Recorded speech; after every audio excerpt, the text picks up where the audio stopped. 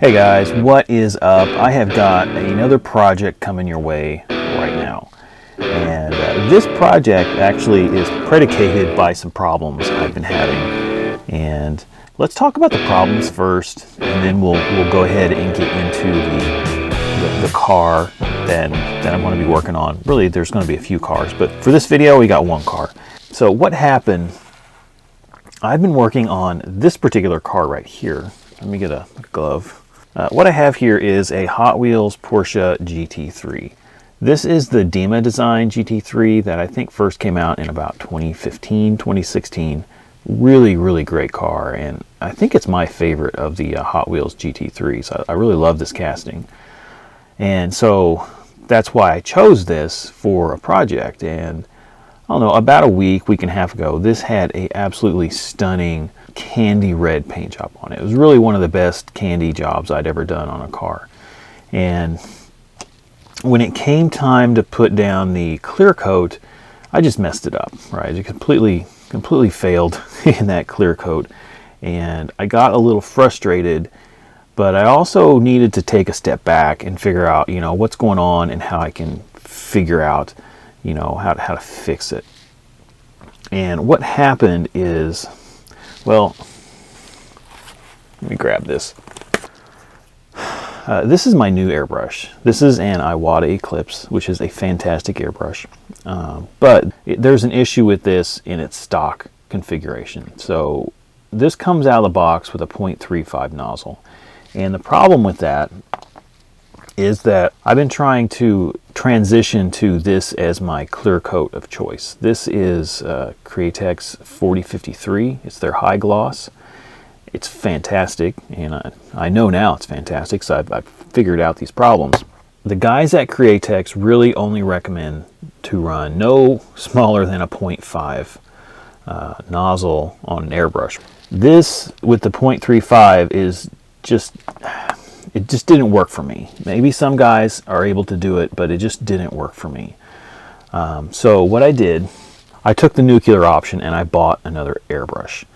This is a Posh Talon, and I ended up buying the kit. And the kit has 3 nozzles. It has it has a nozzle in the 0.2 range and the 0.3 range, and it also has a 0.68 nozzle, which is what's loaded up in this right now. That should cover my equipment issues with running this 4053. I also upgraded my compressor to include a pressure regulator, and that has been also very helpful. And finally, I got a different reducer. I got 4011. I had been using 4012. I'm sure the 4012 is pretty similar, but Createx really recommends this stuff. So I figure I might as well get it, especially since my bottle of 4012 is getting pretty low. With all that, all those issues and solutions, right? I decided instead of going and jumping back into a project I really care about, because I really like this car and I want this to turn out well, I don't want to strip it again. If I have to strip this car again, I will not finish this project. I need to nail it on my next try. So what I did, and this is where we're getting into the project for today, I ended up painting some more cars, and not just one. Let me get these out of the way. I actually ended up painting 3 cars. 3 cars and a spoon. What we have here is what I'm going to call Project Twin Mill, and this is something I've been wanting to do for a while, is that I want to have a whole line of twin mills that have basically the same paint job, right? Or at least the same color. They probably have some discrepancies in the paint job, but I want them to have the same base color. And what I chose is this grabber orange. Again, it's a Candy2o color. I really love Candy2o. Yeah, so I spent an entire afternoon painting up these cars. And I've got some video of that, and I'll show you in a second. Yeah, it went really well. So I was able to adjust the pressure of my air compressor. Before, my air compressor was running at like 50 plus psi, and it was running all out all the time. So I tuned that down to about 35 psi. I think I had it up to 40 whenever I was running this stuff right here, but mostly it was running between 30 and 40 psi, and that worked really well. And overall, the afternoon went fine. So I sprayed the sealer and the candy with the clips, and then I sprayed the metal flake and the clear coat with the Talon. There we go. These cars really look good. My process with painting, sealer, metal flake, candy, this weird inner coat with the highlight orange, which normally would have just been in the clear coat, but the way I mixed the paints, I had to run a coat of clear on top of that. And that final clear I put on very, very thick. Yeah, everything went great, and I'm ready to finish up these cars. We're going to do, I think, the regular twin mill today. That's the plan. And like I said, I want to call this project twin mill. We're going to end up painting all the various twin mill variations in this color. I think at this point we're ready to start the project. You know, this hobby is a lot of fun, but sometimes it's pretty frustrating as well, because you put a lot of time into something, especially when you do YouTube videos. Imagine a project car that should take 2 or 3 hours ends up taking a week. That's what YouTube does to these projects. And then whenever the project fails, you know, like what happened with the Porsche here, you end up throwing away a week's worth of work, and it really gets you down, I'm not gonna lie. So I think right now, let's go ahead and montage the paint. What?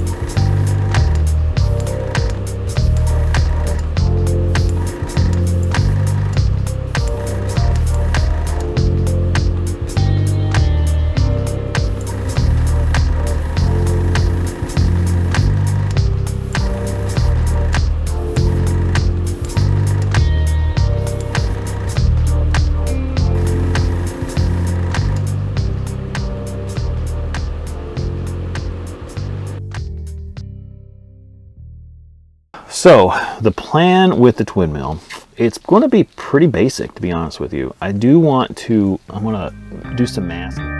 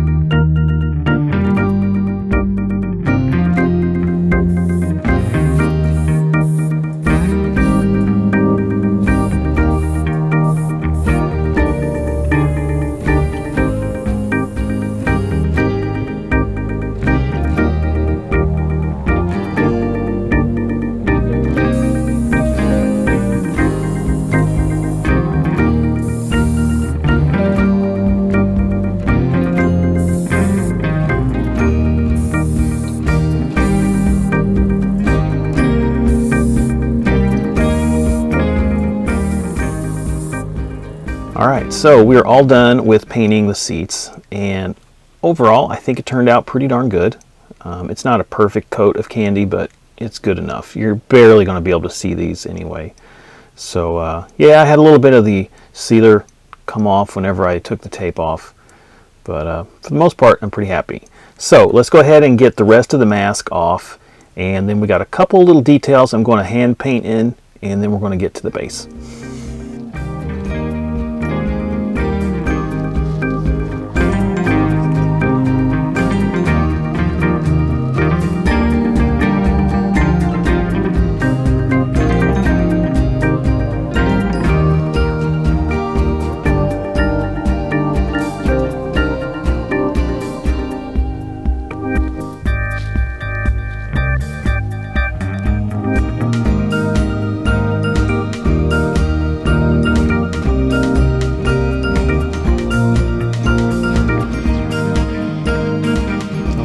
So we're calling that done.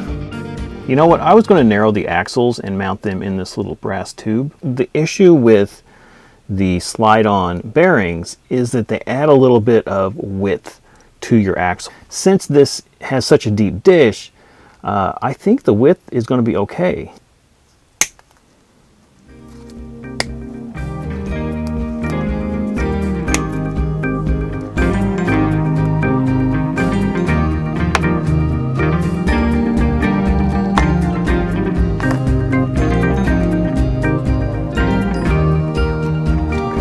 That's kind of how that works. I'm going to do that 3 more times and then we'll come back.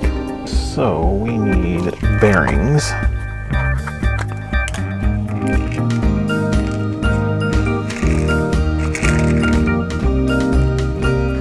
So I'm using these red lines. These are from Bright Vision. I think these are deep dish. Oh, let's see. Let's get the bearings on here.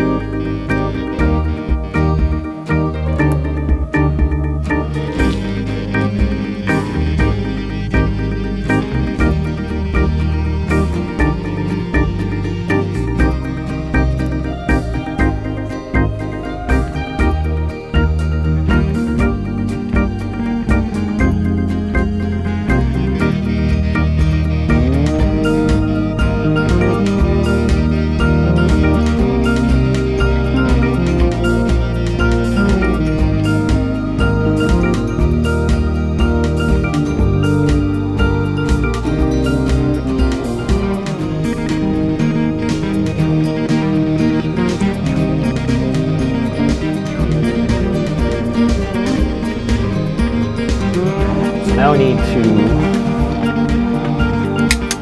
get these things glued in place. We're just going to eyeball these. We're not going to go crazy.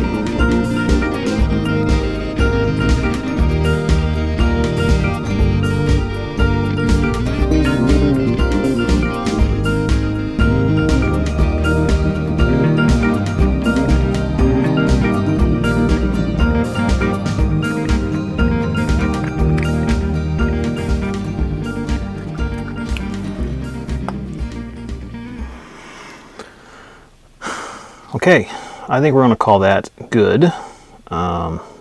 It's not going to roll well. There's just no getting around that. This setup with the bearings just does not roll well. Okay. We need some screws.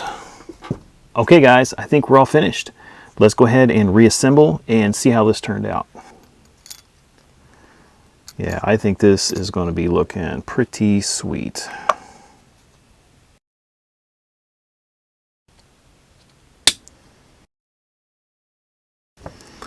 Here we go, boys. Yeah, this car is nice looking. Can you see that spark?